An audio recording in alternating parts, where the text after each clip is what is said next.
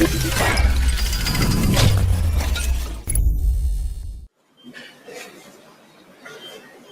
le Président du Congrès, Monsieur le Président du Sénat, Monsieur le Premier ministre, chef du gouvernement, Mesdames et Messieurs les membres du gouvernement, Mesdames et Messieurs les parlementaires, Mesdames et Messieurs les ambassadeurs et chefs de mission diplomatique, mes chers compatriotes, la Constitution du 25 octobre 2015 prescrit au Président de la République d'adresser, une fois par an, un message sur l'état de la nation au Parlement réuni en congrès. En m'acquittant de ce devoir, je voudrais au préalable m'incliner devant la mémoire des êtres chers qui nous ont quittés durant cette année. À l'endroit des familles endeuillées, je formule l'expression de toute ma compassion.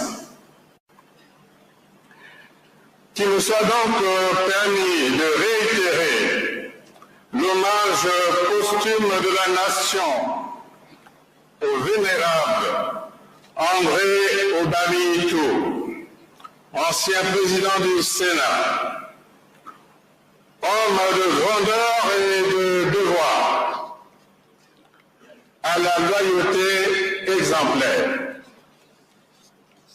Mes chers compatriotes, notre pays s'emploie à soutenir le fonctionnement régulier et harmonieux de ces institutions. Ici au Parlement s'inscrivent des belles pages de notre démocratie en termes de représentation de la nation et d'armature législative. À ce titre, le peuple évalue quotidiennement la disponibilité des parlementaires. Nos concitoyens apprécieront davantage les initiatives des sénateurs et des députés si celles-ci pouvaient s'articuler autour de la mobilisation des populations dans les activités agricoles, piscicoles ou d'élevage. Depuis quelques années, le Parlement multiplie les rencontres avec des institutions analogues d'autres pays et des partenaires au développement. Ces contacts accroissent la notoriété du Sénat et de l'Assemblée nationale. En soutien à ces initiatives et sans enfreindre l'intangibilité du principe de la séparation des pouvoirs, j'émets le vœu d'une concertation permanente entre les deux chambres du Parlement. Des synergies sont également nécessaires entre les pouvoirs législatifs et exécutifs. De son côté, le gouvernement met en œuvre le plan national de développement 2018-2022. L'action du gouvernement requiert rigueur et abnégation, surtout dans l'exécution des politiques publiques et la gestion des proximités avec nos concitoyens. Cet environnement conforte la nécessité d'instaurer une expression plus étendue et mieux régulée de l'état de droit. Par rapport à dans cette question. Je m'étais engagé dans mon message du 30 décembre 2017 sur l'état de la nation à assurer la mise en place de toutes les institutions constitutionnelles. Cet engagement a été tenu. Le dispositif institutionnel prévu par la Constitution a été intégralement installé.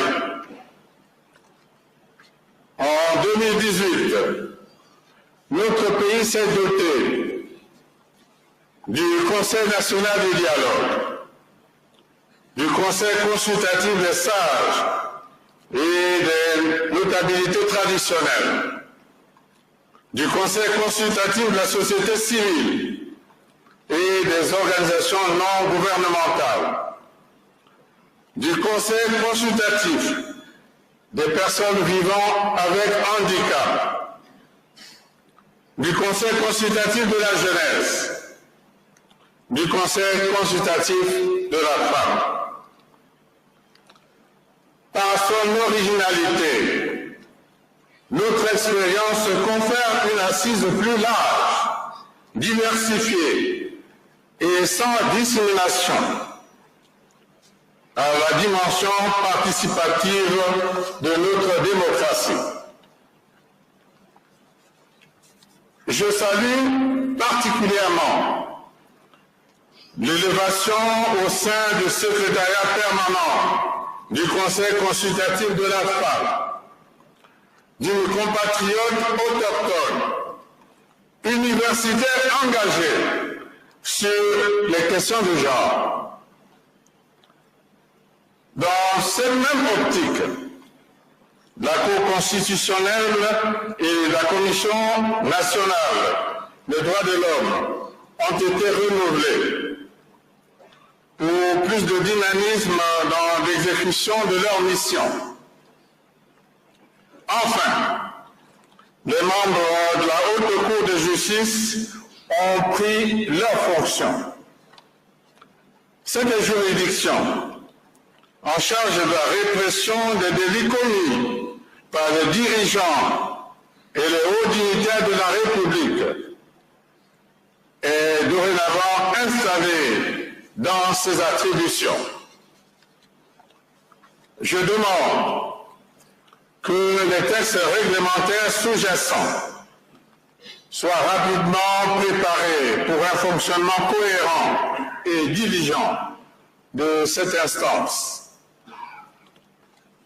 Je pense spécifiquement à l'exercice des poursuites, qui doit être l'œuvre exclusive, sans intermédiaire, du représentant du ministère public auprès de cette juridiction. C'est le gage de l'indépendance de la Haute Cour de justice. En leur adressant toutes mes félicitations,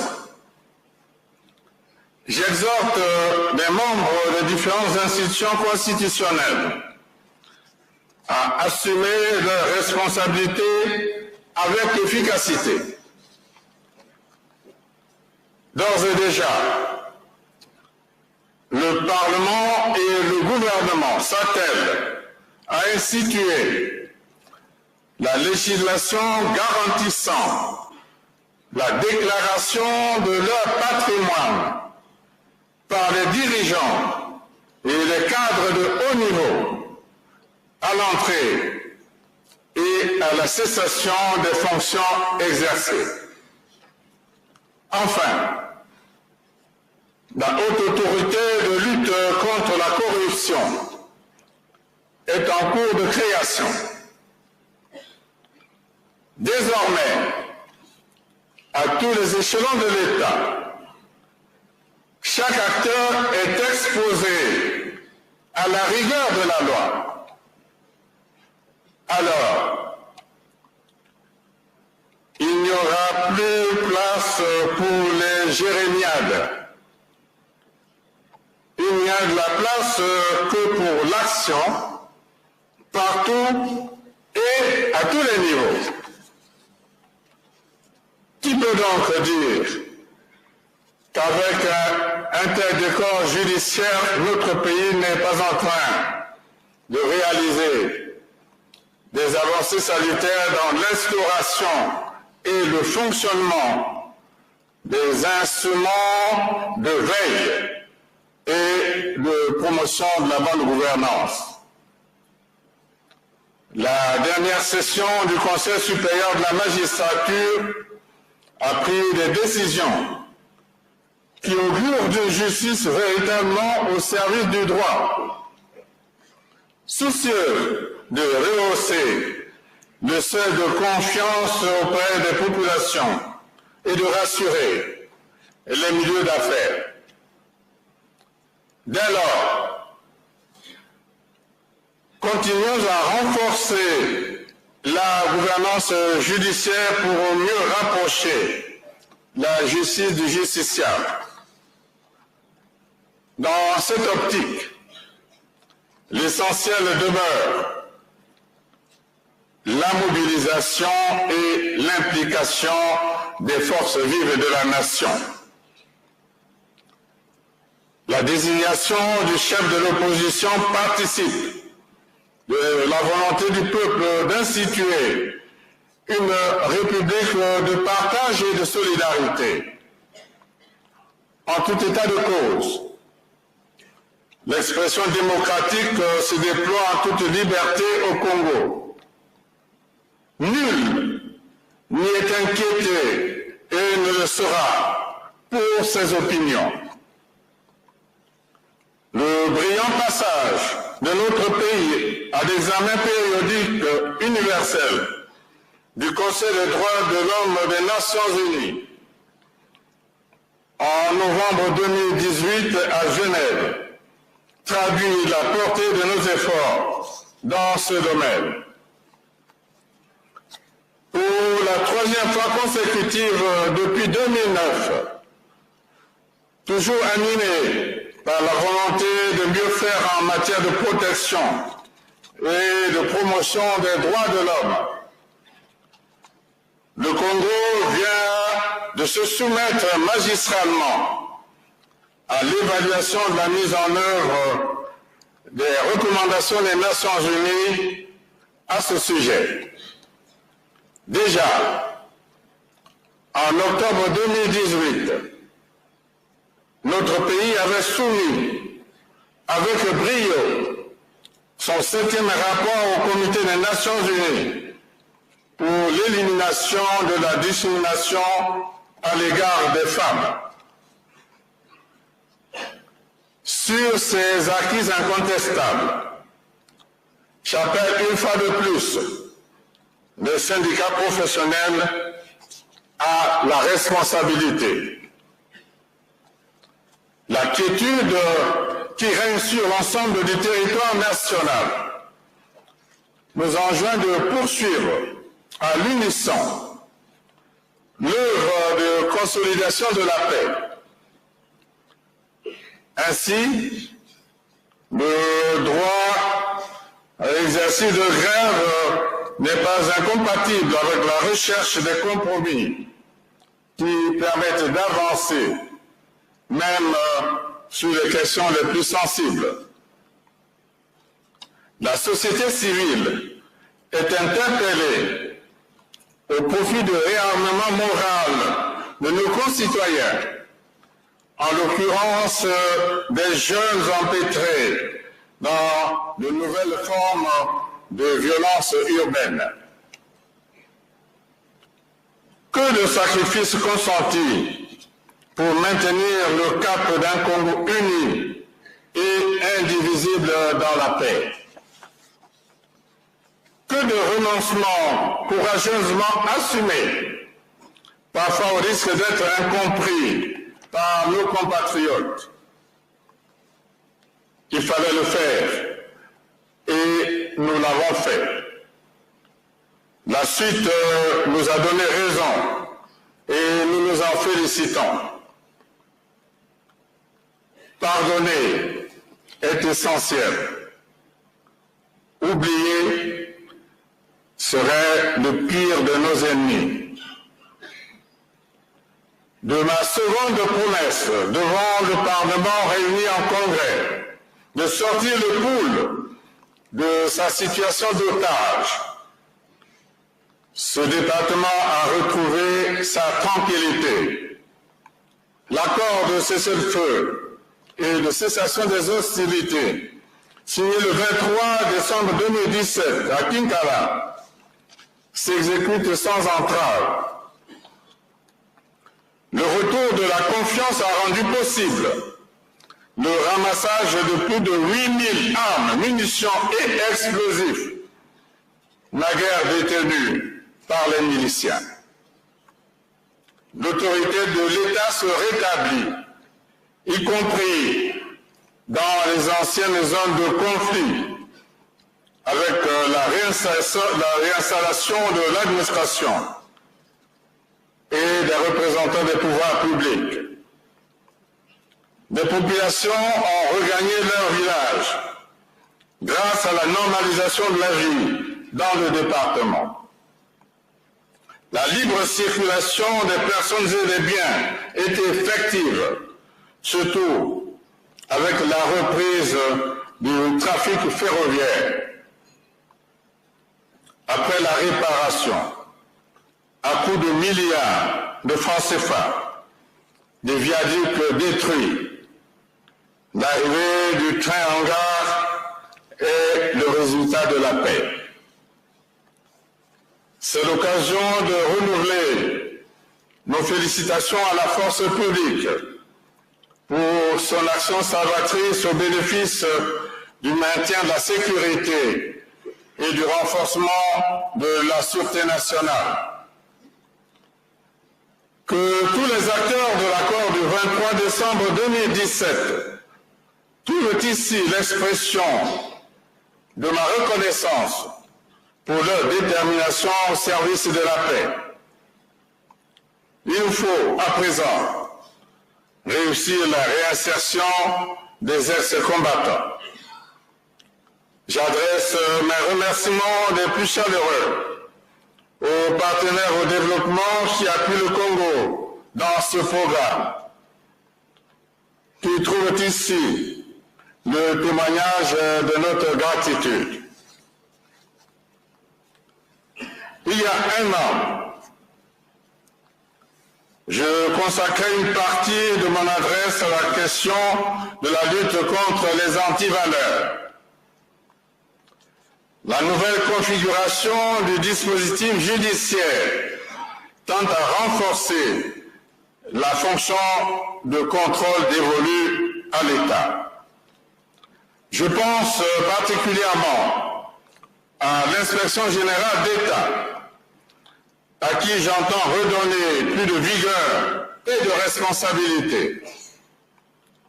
Les contrôles récemment menés dans les administrations et les sociétés forestières ont montré l'efficacité de nos outils d'audit. Je mesure l'impatience du peuple qui attend que des têtes tombent.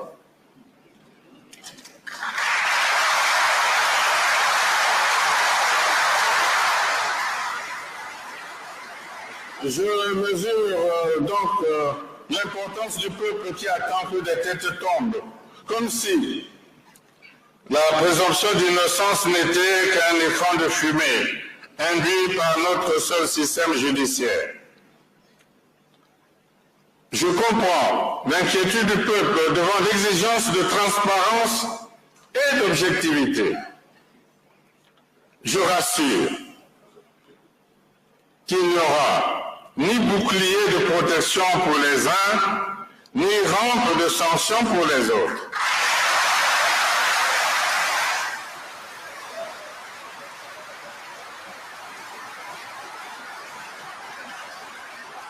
Face aux délits économiques, quels qu'ils soient, il n'y aura ni menu fretin, ni gros poisson.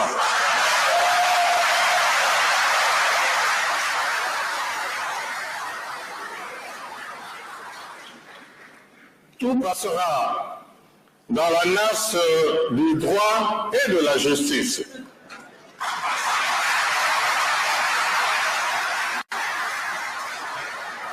Seul prévaudra la loi.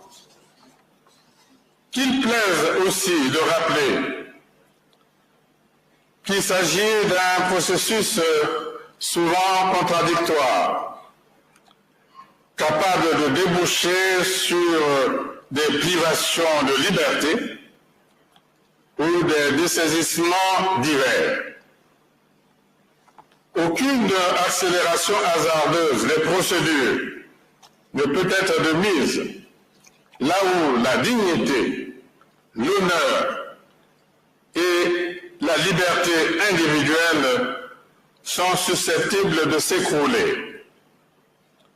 L'agenda judiciaire s'exercera en toute indépendance. Les services habilités sont à pied d'œuvre. L'instruction des dossiers suit son cours.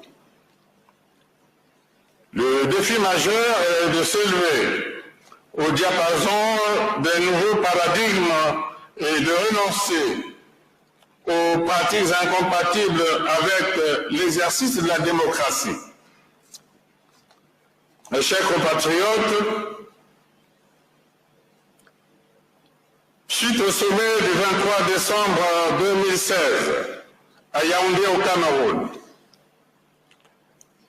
les États membres de la CEMAC prenaient l'engagement de conclure, chacun en ce qui le concerne, un programme comprenant des réformes audacieuses. Les chefs d'État ont réitéré le 25 octobre 2018 à N'Djamena leur détermination à relancer les économies respectives dans le cadre d'une stratégie commune d'urgence de sortie de crise. S'agissant du Congo, les négociations évoluent en toute transparence. Un mémorandum de politique économique et financière 2018-2021 a été adressé au Fonds monétaire international. Le budget de l'État pour l'exercice 2019 a été élaboré sous le regard attentif de cette institution. L'étude diagnostique sur la gouvernance et la corruption a été réalisée. La loi portant création de la Société nationale des pétroles du Congo a connu des aménagements pour tenir compte des exigences du Fonds monétaire international. La restructuration de la dette fait l'objet d'un traitement encourageant, appuyé par des échanges réguliers avec nos créanciers. L'audit en cours sur la dette intérieure rendra plus crédibles les titres, la validité des créances et la sincérité du service fait. Un travail important a été accompli pour rendre soutenable notre dette. Les obstacles sont en train d'être levés sur la voie menant à la facilité élargie de crédit. Les dispositions sont prises pour accélérer les réformes au sein du secteur productif et maximiser les recettes hors pétrole.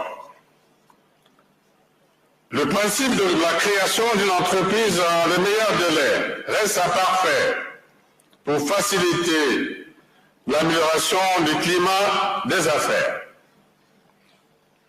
Au niveau sectoriel, l'agriculture bénéficie d'une attention particulière à l'effet de soutenir la production vivrière et infléchir la courbe de notre dépendance alimentaire. La construction en cours d'un débarcadère moderne au port de Yoro permettra de revitaliser l'activité de la pêche fluviale. Dans sa vocation de transit et d'épine dorsale de l'économie nationale, le chemin de fer Congo-Océan a repris du service. Le port de Pointe-Noire a enregistré la construction d'un parc à bois moderne et des travaux de renforcement de ses capacités en poste d'accostage. La société aérienne Eker a entrepris la maintenance des aéronefs et la réhabilitation des équipements en vue du redémarrage de ces activités. Le réseau routier permet de joindre tous les chefs-lieux des départements. Le département de la Sangha et de l'Adikwara sont à présent reliés avec la mise en service de la route Poukola-Enyele.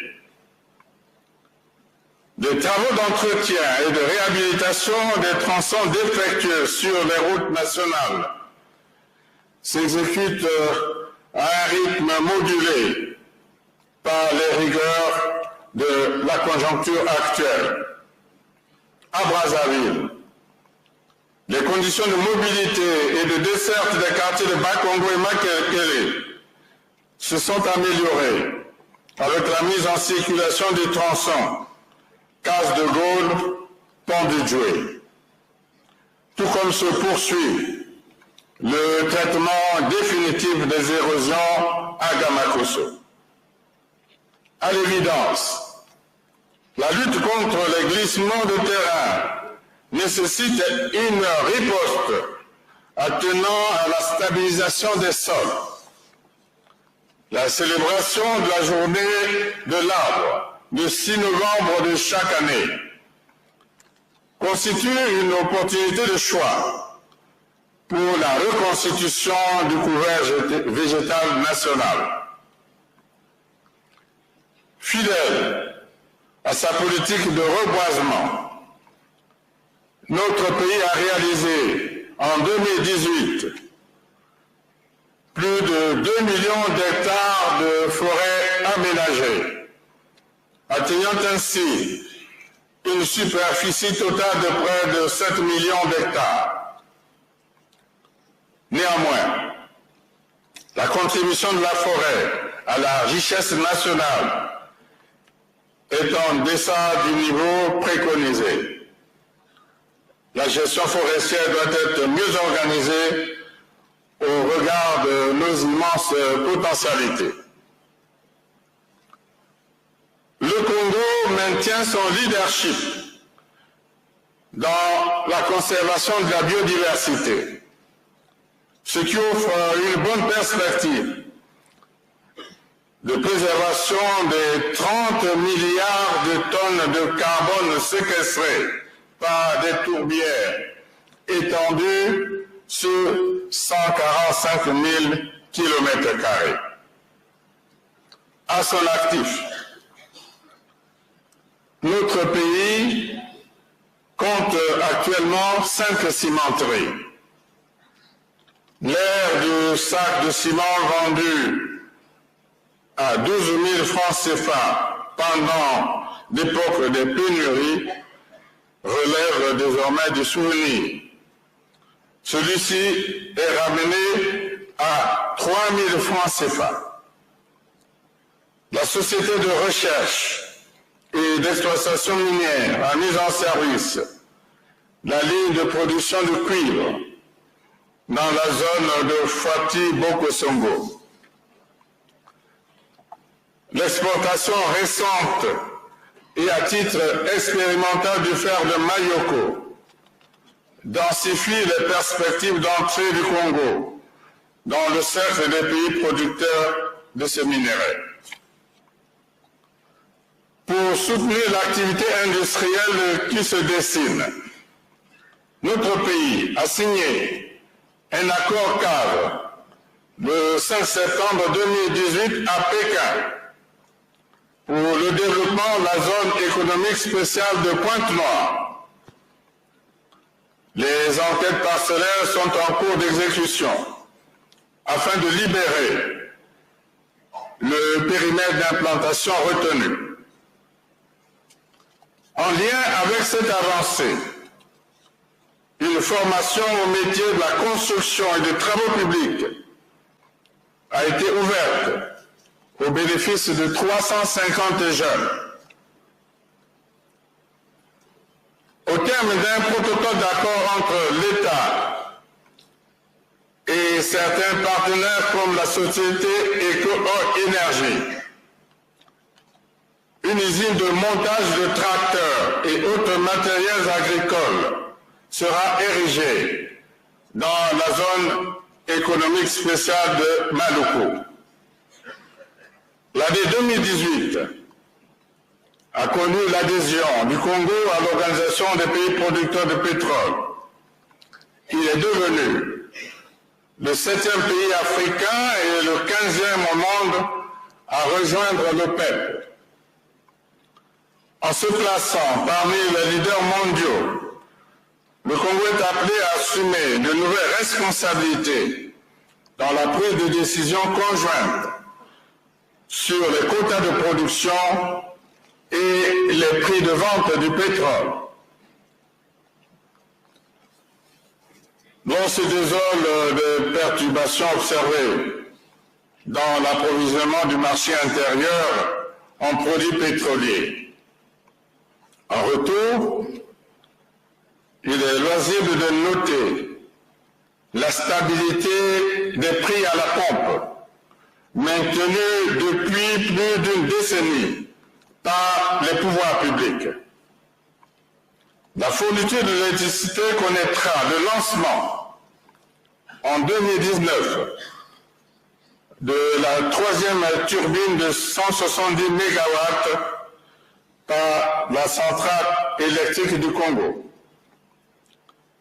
La ligne Mukukulu-Mayeye a été mise en exploitation.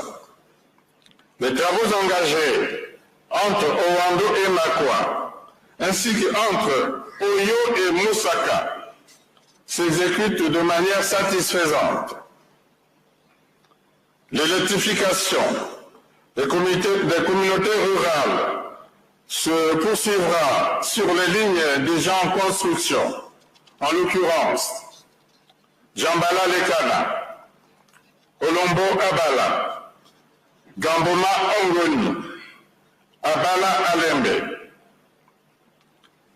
Le secteur de l'énergie ne peut persister dans la fourniture discontinue de l'électricité, au gré d'une production bien insuffisante au regard de nos besoins de développement. Ce défi sera relevé par une électricité de qualité.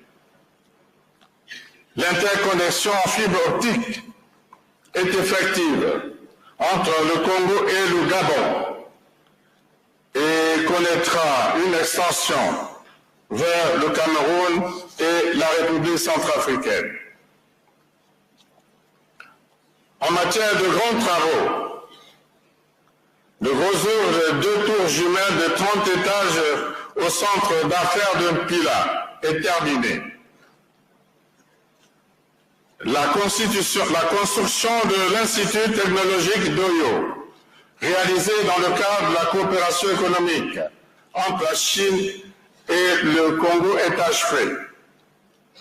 Des travaux du nouveau siège du Parlement, dont du gouvernement chinois, affichent l'achèvement du gros œuvre des 2 pavillons devant abriter l'Assemblée nationale et le Sénat.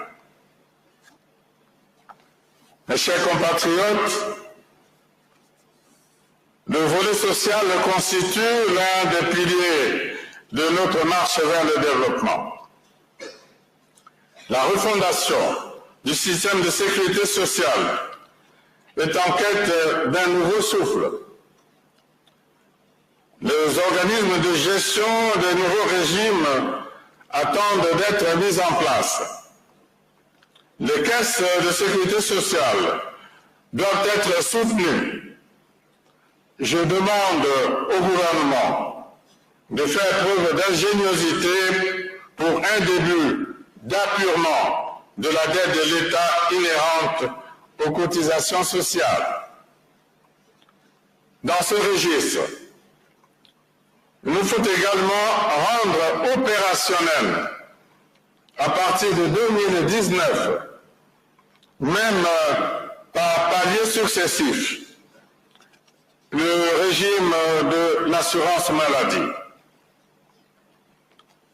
Le système de santé en tirera profit et consolidera ces acquis qui se sont traduits en 2018 par notamment la revitalisation des districts sanitaires, le déploiement judicieux du personnel de santé, la mise en fonctionnement des services de l'unité d'hémodialyse à l'hôpital général Edith Lucie Bongo Ndima pour les cas d'insuffisance rénale, l'installation d'un laboratoire ultramoderne au centre antituberculeux de Brazzaville, le renforcement des relations avec le Fonds mondial pour la mise à disposition des antirétroviraux,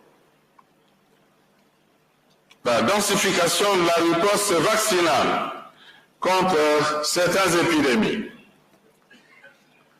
Le développement social passe aussi par la protection de la famille et de l'enfance en difficulté.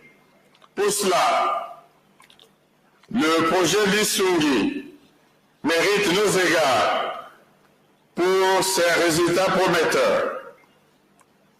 Le groupe éligible de bénéficiaires en file d'attente est passé de 15 000 à 67 900 ménages sélectionnés entre 2014 et 2017 dans les départements de Pointe-Noire, d'Ignari, du Poul, de Brazzaville, de la Cuvette et des Plateaux.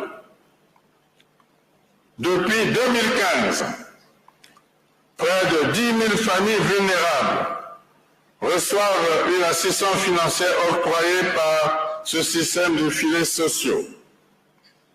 En 2019, l'Isungi prévoit de soutenir 8 000 projets générateurs de revenus.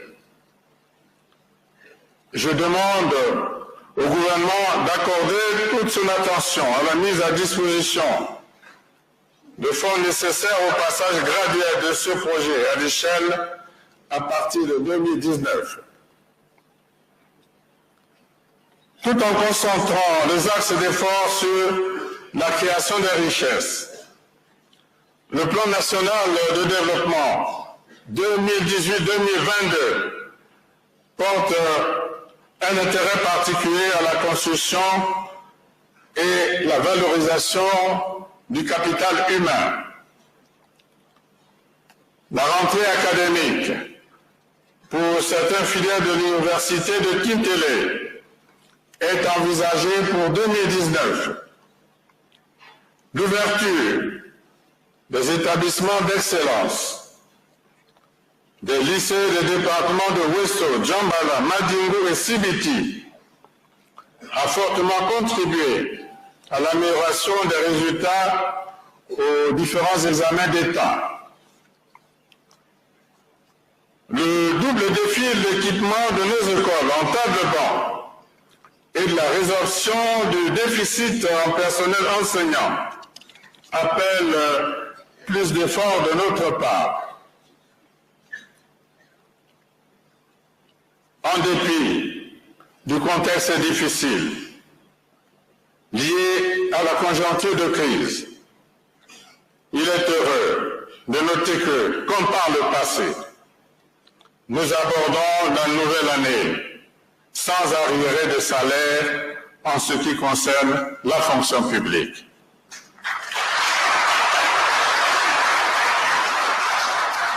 L'indice de solde des agents de l'État reste maintenu à 300, malgré la morosité de la situation économique et financière. Le credo directeur pour la nouvelle année reste le travail, dans l'éthique et la discipline, source de richesse. Il demeure la pierre angulaire de notre sortie de crise. Les conseils de discipline doivent statuer sur les attitudes réfractaires au travail. Les contrôles inopinés doivent devenir systématiques dans la fonction publique pour éradiquer les fraudes, les tricheries et les autres cas de malveillance. À titre d'illustration, le recensement physique des agents civils de l'État révèle que 4 525 agents civils de l'État non identifiés figurent dans le fichier de la solde et perçoivent indûment le salaire. 4 525. 11 587 agents sortis de leur corps d'origine continuent de bénéficier illicitement des primes et indemnités spécifiques liées à ces secteurs. 11 587. 3 154 agents perçoivent toujours des indemnités liées à des fonctions qu'ils n'exécutent plus. 3 154. 1430 agents exercent cumulativement un autre emploi dans le secteur privé.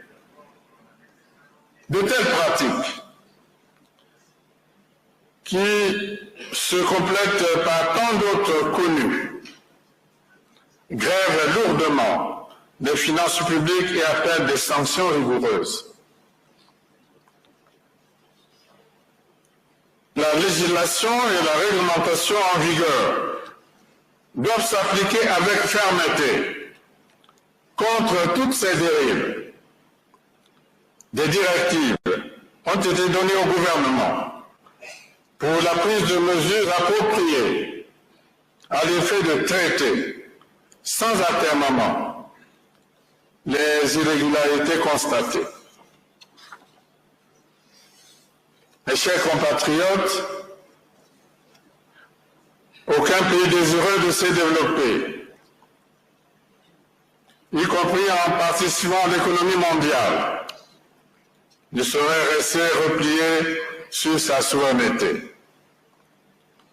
Grâce à un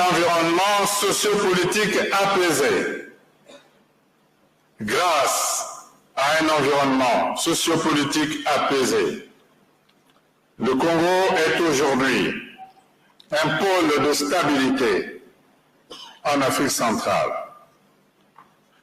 Notre constellation diplomatique est adossée sur un faisceau de rapports et de bon voisinage au sein de la Commission économique et monétaire de l'Afrique centrale, ainsi que la Commission économique des États de l'Afrique centrale. Les relations d'amitié et de coopération qui unissent nos différents États se renforcent mutuellement. Les communautés congolaises et étrangères cohabitent en bonne intelligence au Congo. L'intégration sous-régionale en Afrique centrale demeure le leitmotiv de notre action en faveur de la paix et de la sécurité. Notre pays a été porté à la tête de la conférence internationale sur la région des Grands Lacs. En première ligne, les initiatives de restauration de la paix, Le Congo apporte activement son appui aux pays frères d'Afrique en proie à des crises sociopolitiques persistantes. En coordination avec les Nations Unies et l'Union africaine, le Congo prône le dialogue et la réconciliation pour la résolution des conflits armés.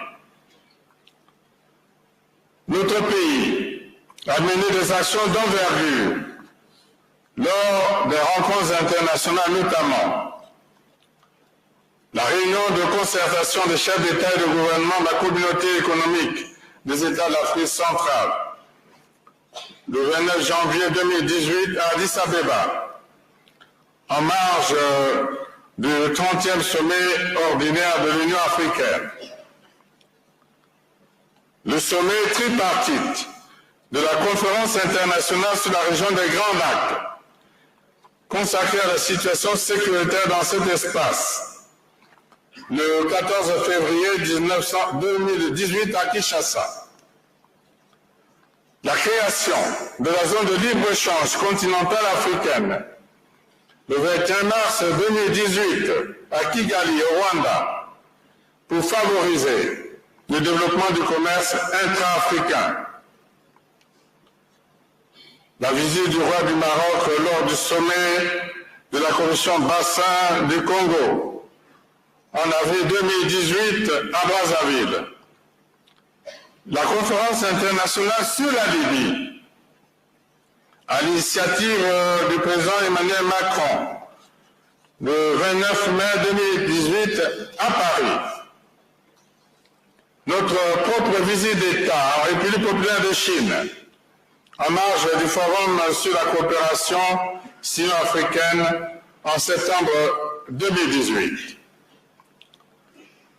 Le 17e sommet des chefs d'État et de gouvernement des pays membres de l'Organisation internationale de la francophonie, les 11 et 12 octobre 2018 à Erevan en Arménie.